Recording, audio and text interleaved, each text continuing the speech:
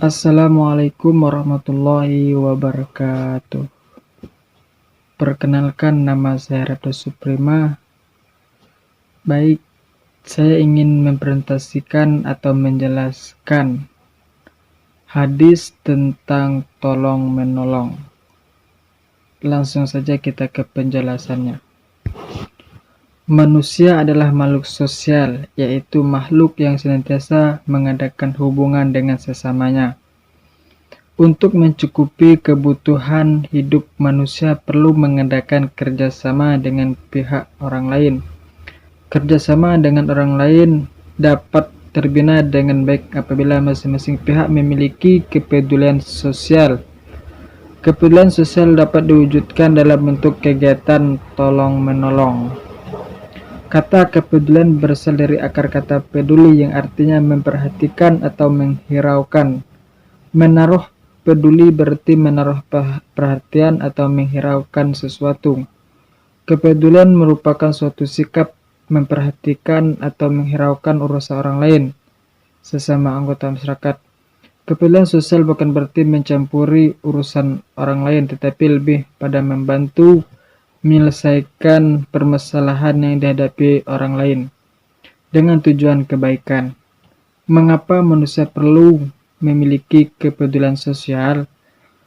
Dikarenakan manusia adalah makhluk sosial yang senantiasa menjalin hubungan kerjasama dengan orang lain. Hadis tentang tolong-menolong. Hadis pertama yang berbunyi, An Abdullah bin Umar radhiyallahu anhuma akhbarahu anna Rasulullah sallallahu alaihi wasallam qala al-muslimu akhal muslimi la yazlimuhu wa la yuslimuhu wa man kana fi hajatihi akhihi kana Allah fi hajatihi wa man farraja an muslimin kurbatan farrajallahu anhu kurbatan min kurabatin yaumil qiyamah wa man sataral musliman satarallahu yaumil qiyamah. Rohul Bukhari. Yang artinya bahwasanya Abdullah bin Umar radhiyallahu anhu mengabarkan bahwa Rasulullah SAW bersabda, Muslim yang satu adalah saudara Muslim yang lain. Oleh karena itu ia tidak boleh menganiaya dan mendiamkan. Barang siapa memperhatikan kepentingan saudaranya, maka Allah akan memperhatikan kepentingannya. Barang siapa yang membantu kesulitan seorang muslim, maka Allah akan membantu kesulitan dari beberapa kesulitannya nanti pada hari kiamat. Dan barang siapa yang menutupi aib seorang muslim, maka Allah akan menutupi aibnya pada hari kiamat. Hadis riwayat Bukhari. Hadis pertama ini Rasulullah SAW mengajarkan kita agar saling tolong-menolong. Tolong-menolong atau ta'awun merupakan kebutuhan hidup manusia yang tidak dapat dipungkiri. Kenyataannya telah membuktikan bahwa suatu pekerjaan atau apa saja yang membutuhkan pihak lain pasti tidak akan dilakukan secara sendirian, meskipun dia seorang memiliki kemampuan dan pengetahuan tentang hal itu. Ini menunjukkan bahwa tolong-menolong saling membantu merupakan sebuah keharusan dalam hidup manusia. Allah Subhanahu wa taala berfirman, "Wa ta'awanu 'alal birri wat taqwa wa la ta'awanu 'alal itsmi wal udwani wattaqullaha innallaha shadidul iqab." Artinya, dan jangan tolong-menolong dalam berbuat dosa dan pelanggaran, dan bertakwalah kamu kepada Allah, sesungguhnya Allah amat berat siksanya. Ta'awun atau saling tolong-menolong adalah merupakan salah satu cara menjaga ukhwaniyah, ukhwah Islamiyah, persaudaraan dalam Islam. Tidak ada arti dan nilai jika kita menganggap saudara, tetapi kita tidak membantu saudara kita ketika memerlukan bantuan dan menolongnya ketika dia tertimpa cobaan, serta balas kasihan ketika ia dalam keadaan lemah. Rasulullah SAW telah mengajarkan kita tujuan saling tolong-menolong dalam bermasyarakat adalah bagaikan bangunan. Al-mu'minu lil mu'mini kal bunyani yasuddu ba'dahu ba'dun wa sabbaka baina asabihi. Sahihul Bukhari. Mukmin yang satu dengan yang lain bagaikan sebuah bangunan yang saling memperkuat antara sebagian dengan sebagian yang lainnya. Rasulullah SAW sambil memasuki jari-jari tangan ke sela-sela jarinya.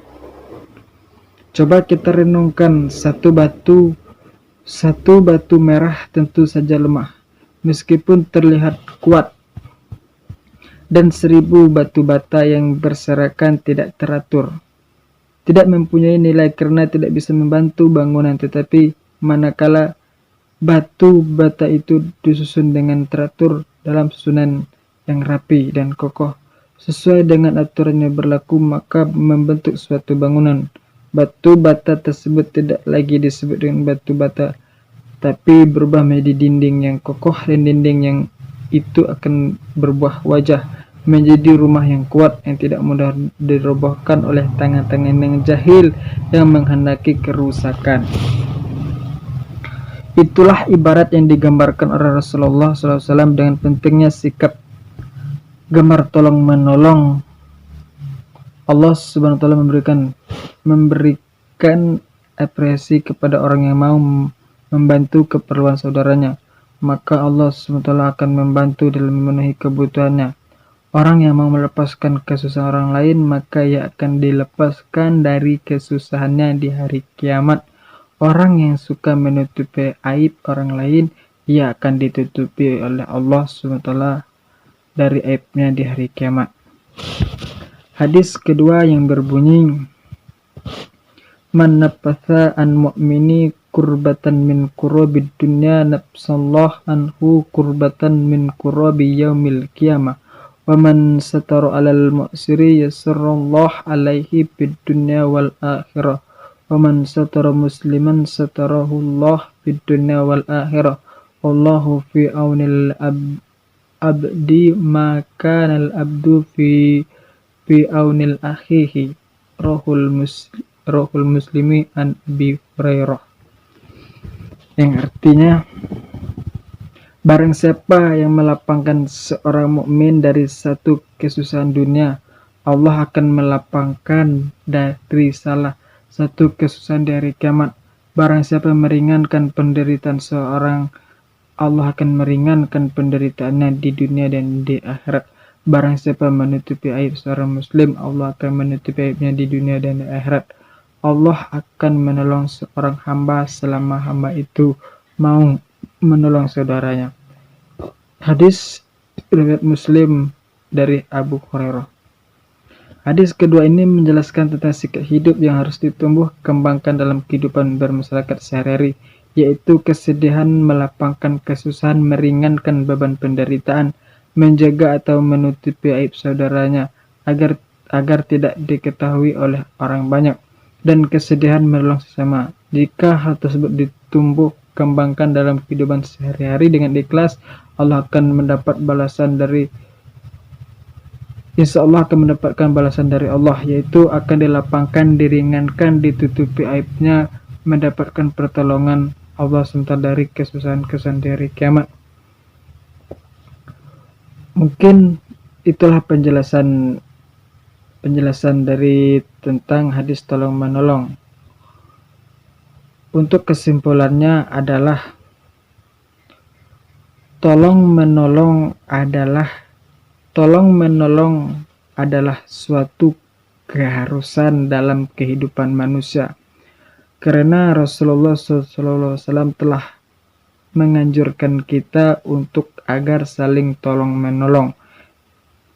Dikarenakan jikalau kita saling tolong menolong itu bagaikan dinding yang kokoh, pondasi yang kuat, tidak tergoyahkan dan tidak terkalahkan oleh siapapun dan oleh apapun jikalau kita bersama-sama.